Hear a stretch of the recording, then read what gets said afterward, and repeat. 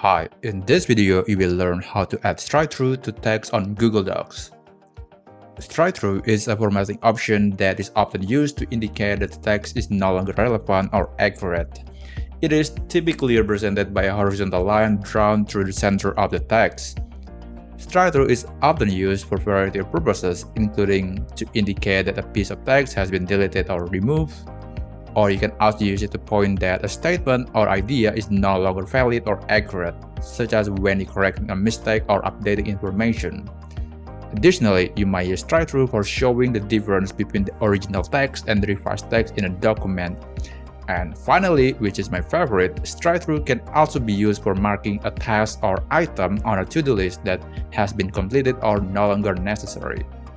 Overall, strikethrough is a very useful formatting option that can help you clearly communicate changes or updates to a document. And here's how to add that on Google Docs. First, of course, you need to open the document and then select the text you want to add strikethrough. After that, go to the Format menu, hover above text and select strikethrough. And there you have it. Alternatively, you might also use the shortcut Alt, Shift, and 5.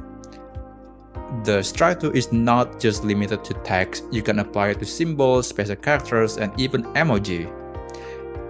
If you change your mind and you want to remove the strikethrough, just select the text, and then go to Format again, and click Clear Formatting.